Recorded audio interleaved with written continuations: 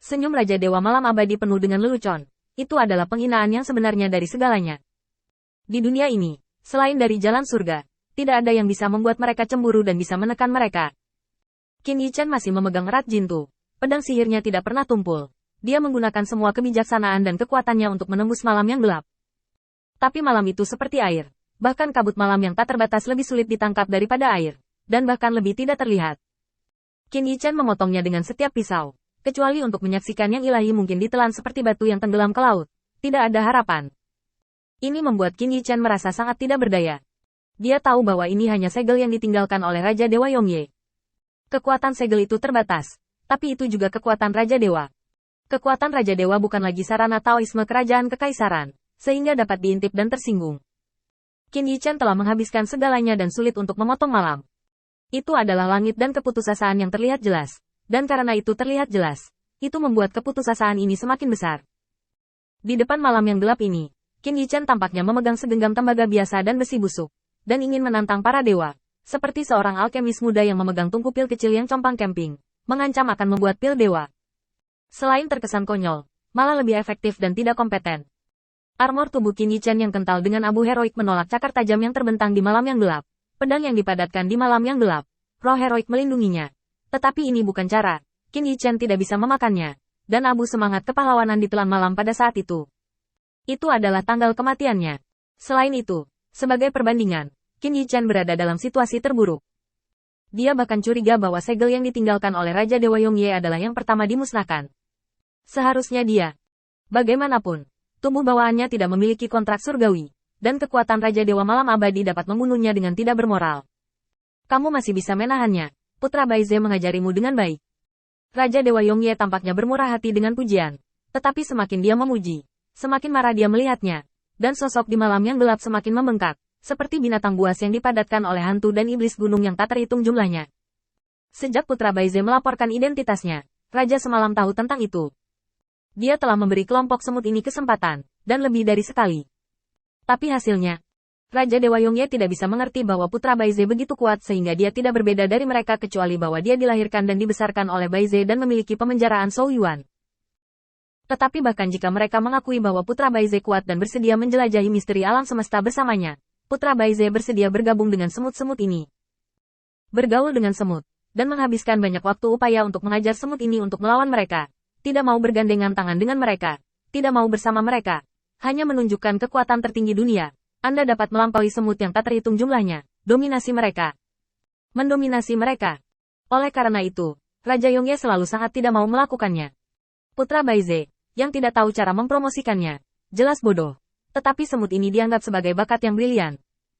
Jika Anda benar-benar berbakat, bagaimana Anda bisa mempermainkan diri sendiri sampai mati dan mengubah diri Anda menjadi kehancuran yang bukan kaisar dalam kehidupan ini, bercampur dengan semut? Dan yang paling membuat Yongye Divine King tidak senang adalah dia telah menggunakannya begitu lama dan belum memecahkan pedang Divine bawaan ini. Anda tahu, bahkan jika hanya ada satu helai kekuatan mereka, itu harus seberat gunung Tai untuk semut, dan satu helai dapat menghancurkannya berkali-kali. Ini adalah celah kekuatan. Ini di atas 9 langit, dan penghinaan terhadap semut yang ramai di dunia tidak diragukan lagi. Ini seperti surga. Tapi sekarang, Dewa Pedang bawaan ini bahkan bisa hidup dan menendang. Bahkan jika Dewa Pedang bawaan ini tidak mengambil inisiatif untuk menyerangnya, segelnya sendiri tidak akan bisa membunuhnya untuk sementara waktu. Anak-anak Bais mengajarimu semut, dan mereka tidak terlihat seperti semut lagi. Raja Dewa Malam Abadi sangat marah, dan ada raungan yang membuat dunia bergetar dalam kegelapan. Pada saat itu, Qin Yichen tidak bisa lagi melihat hantu di malam yang gelap, tetapi dia merasa bahwa semua malam yang gelap di sekitarnya adalah menakutkan seperti hantu. Kabut malam yang tak terbatas berkumpul ke arahnya. Seolah menembus abu roh kepahlawanan dan menembus ke dalam kulitnya. Meskipun tulang belakang naga Leize di bagian belakang terus bersinar dan bisa melindungi di belakangnya, kabut malam lebih dari sekedar memukul. Dari belakang, kabut malam seperti air, bahkan lebih tidak terlihat dan tidak terlihat daripada air, lebih meresap, dan di mana-mana. Qin Yichen hanya merasa bahwa dia akan mati lemas, sepertinya selama dia menjalankan nafas kekuatan ilahi. Kabut malam ini akan berubah menjadi gumpalan kekuatan antara langit dan bumi, dan dia tidak bisa menolak untuk menghirup itu ke dalam tubuhnya. Ini membuatnya tenggelam dalam malam yang gelap, dan kecemerlangan tubuhnya tampak diselimuti kabut, berangsur-angsur redup, dan kecerahan dan hilangnya terus-menerus bergetar. Dewa Pedang Xiantian, ku dengar jika dia membunuhmu. Murid Heiju, Yuan Tian, akan sangat berterima kasih kepada raja ini. Senyum menyeringai di malam yang gelap bergema di telinga Qin Yichen, dan bahkan mengebor ke dalam jiwanya di sepanjang lubang telinga, membuatnya merasa bahwa malam yang gelap mengembun menjadi wajah yang menakutkan.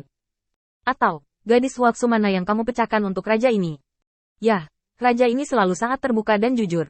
Raja ini membenci kontrak surga padanya. Tetapi kamu tidak terikat. Sekarang, raja ini adalah Tuhanmu. Bukankah adil bahwa Tuhan bertanggung jawab atas hidup dan matimu, dan menggunakan jalan surga untuk menukar jalan surga? Qin Yichen gemetar. Meskipun abu dari roh kepahlawanan adalah abu, setiap helai sehalus debu, tetapi tidak peduli seberapa kecil mereka tidak dapat sepenuhnya menahan malam berkabut ini. Tulang belakang naga Leize bergetar dan meraung seperti naga yang marah, mengatakan kepadanya bahwa dia akan bertarung. Pegang pistol di tanganmu dan bertarung sampai mati. Eternal Night God King masih mengancam, masih menggunakan cara bermain dengan semut. Meskipun Qin Yichen tidak setuju, dia hanya bisa mengguncang hati semut di matanya. Dan sepertinya dia telah menang. Tetapi pada saat ini, saya melihat sebuah gulungan terbang keluar dari lengan Qin Yichen. Gulungan itu terbuat dari kulit pohon. Tiba-tiba naik ke langit, berguling, dan meluas tanpa batas. Seolah-olah malam tidak ada habisnya. Sejauh ini gulir penutup. Peta Tianqi. Hanya dalam beberapa saat, Qin Yichen merasa canggung antara langit dan bumi. Seolah-olah matanya menatap Venus. Dan dia melihat pola berantakan mengambang di langit dan bawah tanah di malam hari. Pola-pola ini sulit ditangkap ketika mereka menjangkau, seolah-olah tidak ada. Tetapi ini membuat segel yang ditinggalkan oleh Raja Dewa Malam Abadi merasa gemetar. Dan pada saat itu, mata Qin Yichen seperti bilah pedang tiba-tiba meledak dari kecemerlangan yang tak terbatas, dan matahari yang terik keluar dari alisnya, seperti matahari terbit, menerangi malam. Ledakan. Tanda seru. Tanda seru. Qin Yichen mengangkat kepalanya dan memelototi malam yang gelap. Cahaya meletus dari murid langit naga matahari yang menyala-nyala bergegas menuju pola aneh yang tergantung di malam yang gelap. Dalam sekejap mata, dia melihat seberkas cahaya diubah oleh naga itu. Mata menembus malam, seolah-olah bergerak. Sebuah lubang terbakar di langit,